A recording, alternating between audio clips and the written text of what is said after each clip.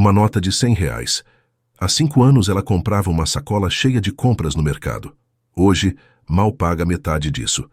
Você trabalhou o mesmo tanto, recebeu o mesmo salário, mas seu dinheiro vale menos. E ninguém te roubou. Ninguém precisou. Porque existe um mecanismo invisível que transfere o valor do seu trabalho diretamente para os cofres do Estado, sem assalto, sem processo, sem você perceber. E ele se chama inflação. Este vídeo revela como governos ao redor do mundo, incluindo o Brasil, usam a inflação como um imposto oculto sobre você. Isso não acontece por incompetência econômica. Acontece porque é politicamente conveniente, financeiramente vantajoso e quase impossível de rastrear. A inflação corrói seu salário, seus investimentos e sua poupança enquanto financia déficits públicos sem que nenhum político precise aprovar aumento de impostos. A pergunta que fica é: quanto do seu dinheiro já foi transferido dessa forma sem você saber? Inflação parece simples. Os preços sobem. Todo mundo sabe disso. Leite, pão, gasolina, aluguel. Tudo fica mais caro com o tempo. A narrativa oficial diz que isso acontece por oferta e demanda, choques externos, crises climáticas, guerras. E sim, esses fatores influenciam, mas não são a causa raiz. Porque inflação não é um fenômeno natural. É uma consequência direta de decisões políticas.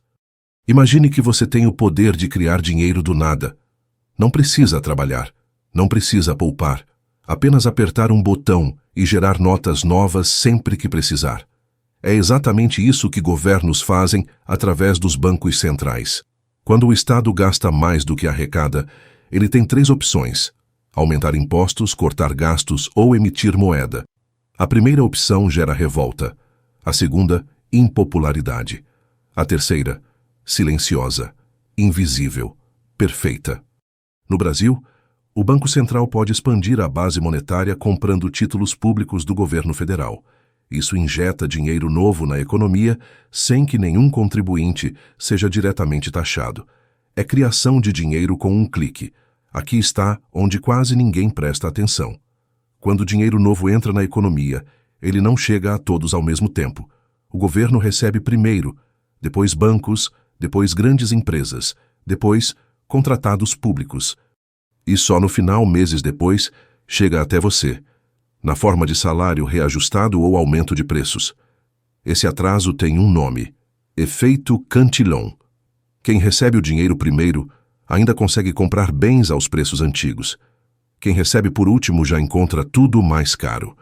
O dinheiro perde valor à medida que circula, e você, que está no fim da fila, sempre paga a conta. Esse é o ponto que muda tudo.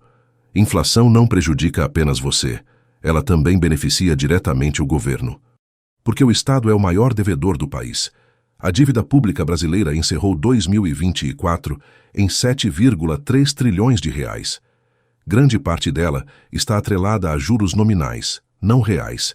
Quando a inflação sobe, o valor real dessa dívida diminui.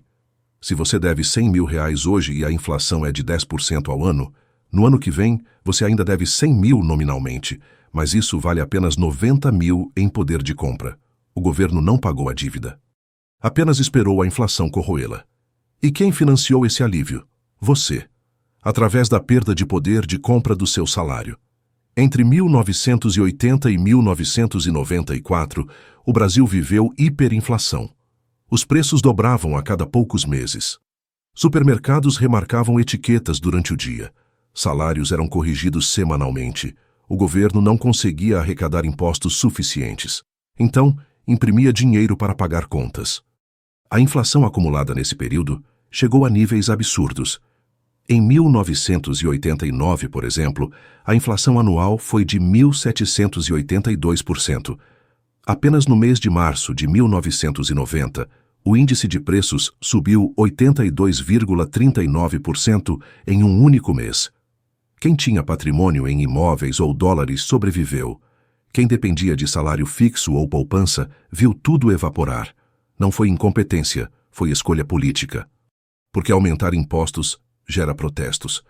Inflação gera apenas reclamação difusa, sem culpado claro, sem data de vencimento, sem nota fiscal.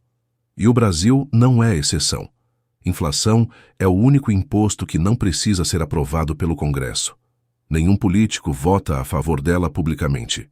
Mas todos se beneficiam dela silenciosamente, porque ela permite gastar sem cortar, prometer sem arrecadar, expandir programas sem aumentar tributos.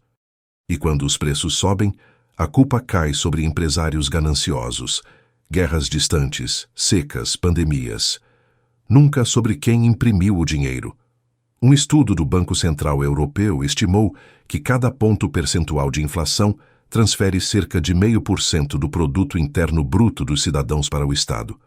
No Brasil, com inflação de 4,83% em 2024, isso representa dezenas de bilhões de reais transferidos anualmente, sem voto, sem debate, sem transparência. Agora vem a parte incômoda. Inflação não afeta todo mundo igualmente. Ricos têm ativos reais, imóveis, ações, ouro, dólar. Esses bens acompanham ou superam a inflação. Pobres têm salário fixo e poupança em conta corrente. Ambos derretem com a inflação. No Brasil, famílias de baixa renda gastam mais de 61% da renda com itens básicos como alimentação e habitação, segundo a pesquisa de orçamentos familiares do IBGE. Esses são exatamente os itens cujos preços mais sobem durante períodos inflacionários. Enquanto isso, quem tem capital investido em bolsa ou fundos imobiliários vê patrimônio crescer nominalmente junto com a inflação. A inflação é regressiva. Pune quem não tem reservas. Protege quem já é protegido. Pense na economia como uma piscina. Seu salário é a água que entra todo mês. Inflação é um furo no fundo. Se você não consegue nadar mais rápido que a água vaza, você afunda. O governo controla o tamanho do furo e, em muitos casos, prefere deixá-lo aberto a consertá-lo, porque fechar o furo exige disciplina fiscal, exige cortes, exige escolhas impopulares. Deixar a água vazar? Ninguém vê quem abriu o furo. E isso não é teoria, é histórico documentado. Alemanha, anos 20. Hiperinflação destruiu a classe média. Um pão custava bilhões de marcos. Poupanças viraram pó. Venezuela, anos 2010. Inflação de milhões por cento. Salários viraram irrelevantes. Moeda perdeu função. Argentina, décadas seguidas. Cada governo imprime para pagar contas. Inflação crônica. Desconfiança total na moeda nacional. Todos esses casos têm a mesma causa. Governos que gastaram mais do que arrecadaram e escolheram a inflação como saída política. E todos tiveram o mesmo resultado: transferência massiva de riqueza de cidadãos comuns para credores, exportadores e quem tinha ativos reais. Depois do Plano Real em 1994, o Brasil domou a hiperinflação. Mas a tentação permanece. Quando a dívida pública cresce, quando déficits explodem, quando crises exigem gasto emergencial, a inflação volta a ser ferramenta conveniente. Hoje, o Banco Central tem autonomia formal desde 2021, garantida pela Lei Complementar 179. Mas metas de inflação são definidas pelo governo, e pressões políticas por juros baixos nunca desapareceram. Cada vez que você ouve expansão monetária para estimular a economia, traduza: mais dinheiro impresso, mais inflação futura, mais poder de compra transferido de você para o Estado. Inflação não é acidente, é ferramenta. Governos ao redor do mundo, incluindo o Brasil, descobriram que podem tributar sem legislar, gastar sem arrecadar e transferir riqueza sem protesto organizado. Tudo o que precisam fazer é imprimir dinheiro e esperar os preços subirem. Você trabalha mais, ganha o mesmo, compra menos, e o sistema segue intacto, invisível, inquestionável. Porque roubo sem assaltante não gera revolta, gera apenas a sensação incômoda de que seu dinheiro não vale mais o que valia. E essa sensação, ela está absolutamente correta.